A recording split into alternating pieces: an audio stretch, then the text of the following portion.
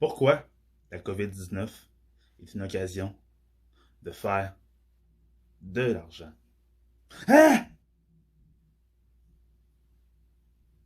Oui, de l'argent. Ching ching. Ching ching. De l'argent.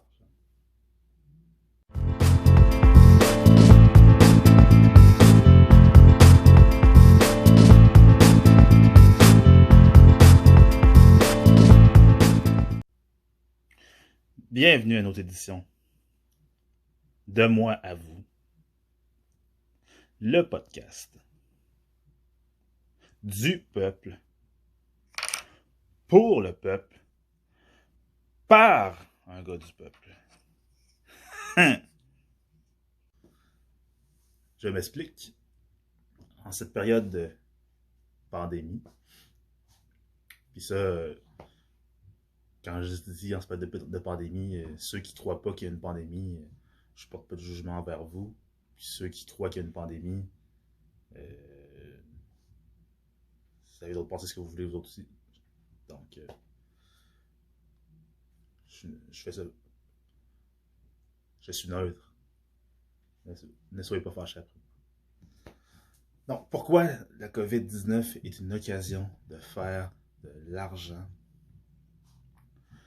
Parce qu'avec la pandémie, il y a des règles de distanciation sociale. On se rend compte aussi que notre système économique dans lequel on vit est peut-être un peu archaïque à certains points.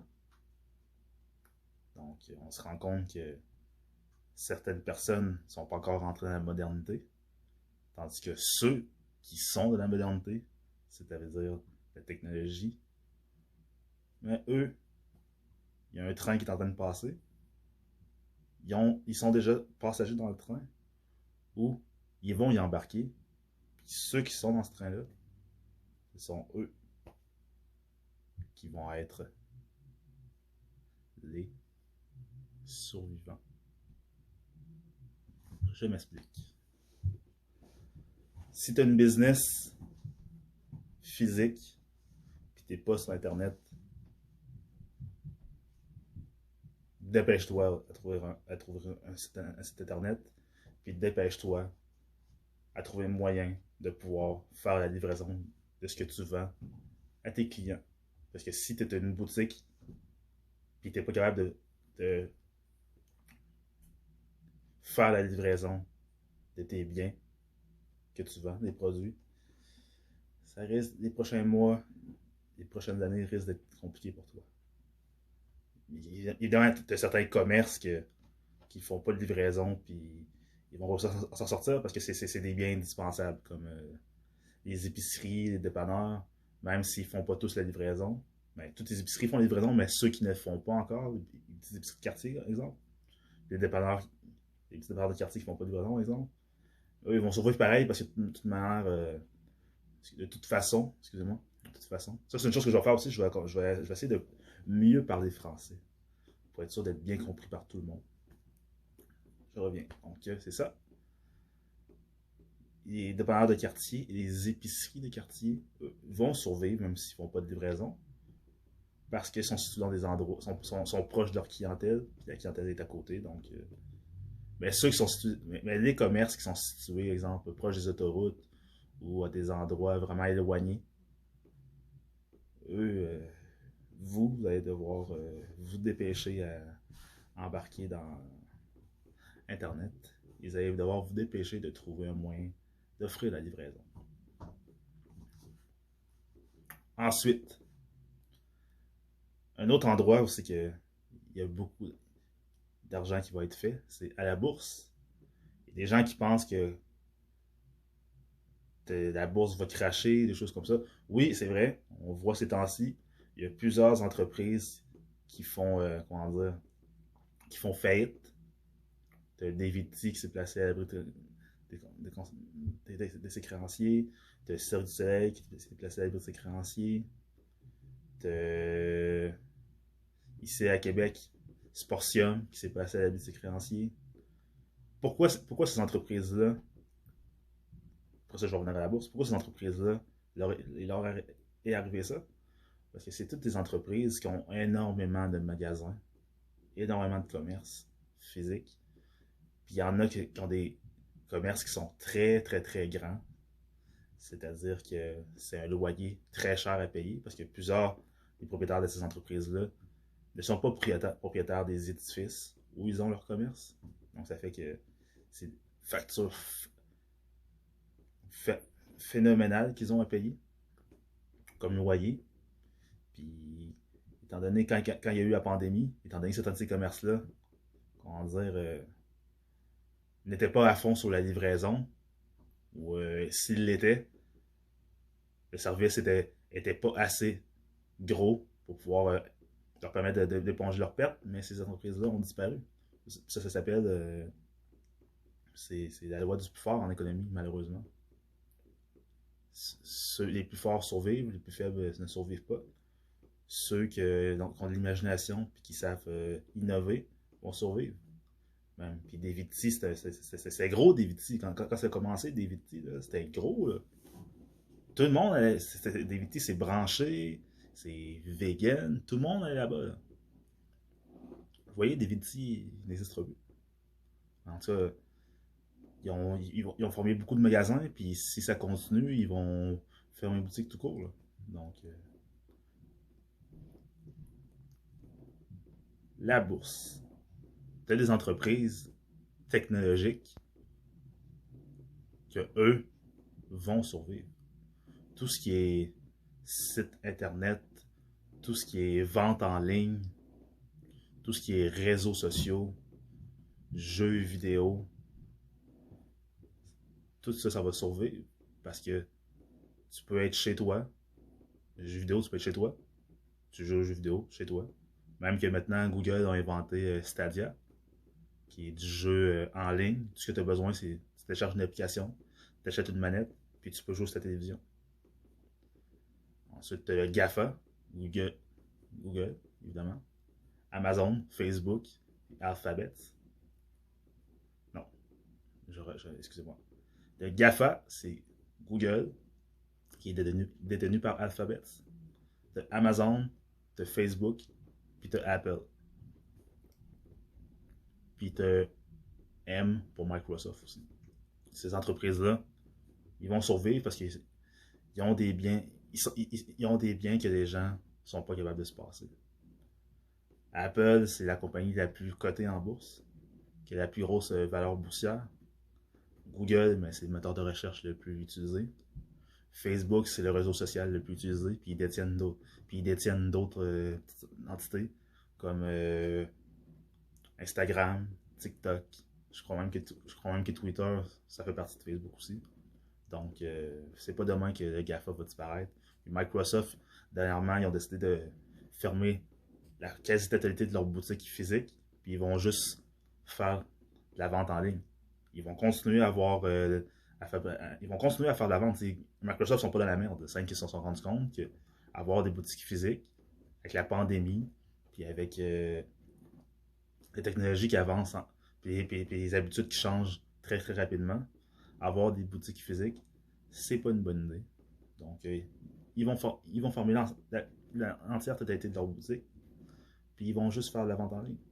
Tous leurs produits, tout leur catalogue de produits va être vendu en ligne, puis ils vont faire la livraison.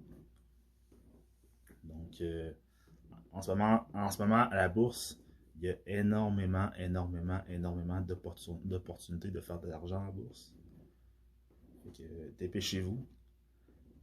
Appelez à votre institution financière, puis ouvrez-vous un compte de courtage.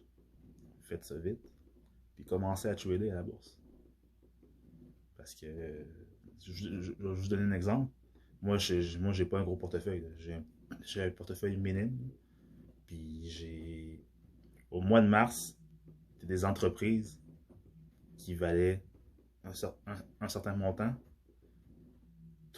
Après le confinement, quand le confinement est fini, 3 mois plus tard, de certaines entreprises qui ont augmenté leur valeur de 30-40%. D'autres 100%. Des entreprises qui valaient 20$, qui en vaut 60, t'en as qui en valaient 30, qui en vaut 70, t'en as qui valaient 100, en vaut 300. Donc, c'est le moment d'investir à la bourse. Faire des bons investissements. Bon. Informez-vous comme il faut. Écoutez les nouvelles économiques, écoutez les nouvelles politiques, géographiques, les nouvelles météorologiques. Suivez l'actualité. C'est comme ça qu'on fait pour investir à la bourse. Puis investissez, vous allez faire de l'argent. Télétravail aussi. Beaucoup d'entreprises qui vont prioriser le télétravail. Ça va leur permettre de peut-être se débarrasser de loyers trop dispendieux. Ou peut-être si les bâtisses étaient à eux, de les vendre. Et quand tu n'as pas de loyer à payer, tu as juste des employés à payer, mais ça fait plus d'argent dans tes poches. Donc il y a beaucoup d'entreprises qui vont faire du télétravail. Parce qu'on va se le dire, tu as certains jobs que se rendre au bureau, c'est ce que tu fais au bureau, tu peux faire à la maison, puis tu peux faire des conférences. Tu peux faire des conférences internet. On a tous vu ça depuis une vingtaine, trentaine d'années dans des films, là. Des cadres d'entreprise, des conseils d'administration qui font qui sont dans un local, puis t'as le PDG qui est sur un écran, puis qui leur parle à partir qu'il il est peut-être en Chine, ou au Japon, ou en Corée du Sud. Donc, ça fait longtemps qu'on voit ça dans des films. Ça fait longtemps que c'est fait pour vrai aussi. Donc, c'était une question de temps avant que ça arrive, le télétravail. Puis là, il y a du monde qui disent ouais, mais télétravail, c'est pas tout le monde qui va travailler comme moi. Mais il y a une manière de. Les employeurs sont pas imbéciles, ils savent comment faire pour pouvoir surveiller ceux qui font du télétravail, pour savoir s'ils en font pour vrai ou pas. Puis ceux qui ne feront pas un bon rendement, ben, ils garderont pas leur job. Ceux qui vont faire un bon rendement, ils vont garder leur job, puis ils vont avoir ils vont avoir des chances d'avancement. Donc, la COVID-19, les gens qui sont créatifs, les gens qui ont beaucoup d'idées, qui sont prêts à innover, qui sont en plein dans la modernité, qui vivent dans le siècle dans lequel on est, puis qui voient puis qui se transportent aussi dans le futur. Vous êtes dans un train qui va être très payant. Donc, ceux qui sont pas dans le train, ne perdez pas votre temps à pleurer, à vous plaindre, ou à dire que les choses sont plus comme avant, les choses sont en train de changer, nanana, on ne pourra plus faire ça, on ne pourra plus faire ça. Oui, il y a des inconvénients. Oui, il y a des inconvénients par rapport à ce qui se passe en ce moment.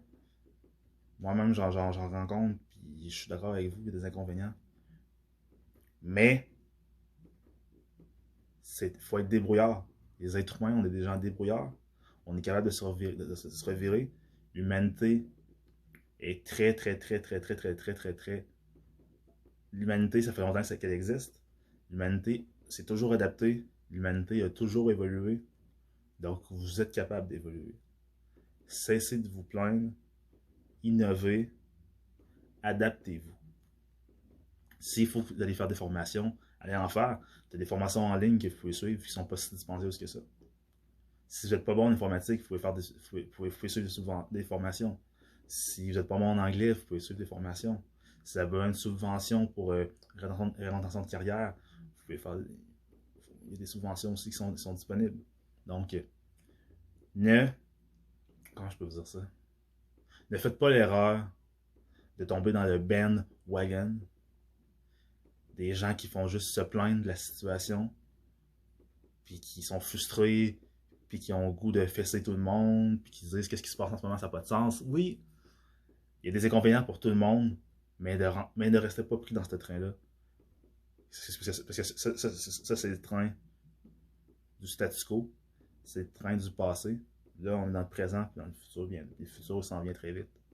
Donc, soit tu embarques dans le train, si vous n'y êtes pas déjà dedans, ou sinon il va passer devant vous, puis il ne reviendra pas vous chercher.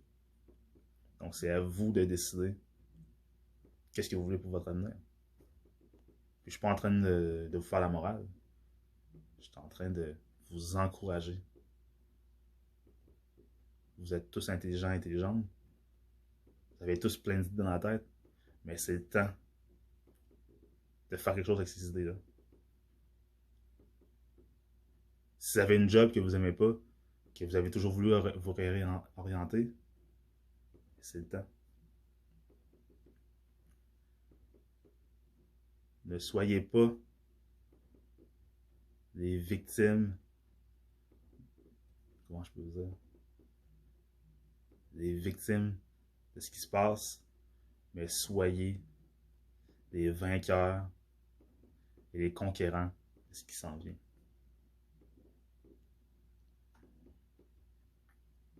C'était, encore une fois, de moi à vous avec Sonny Loubaki,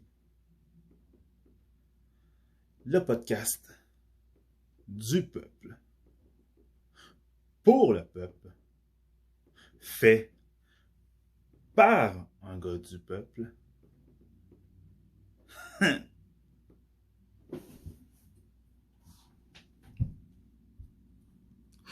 Peace out!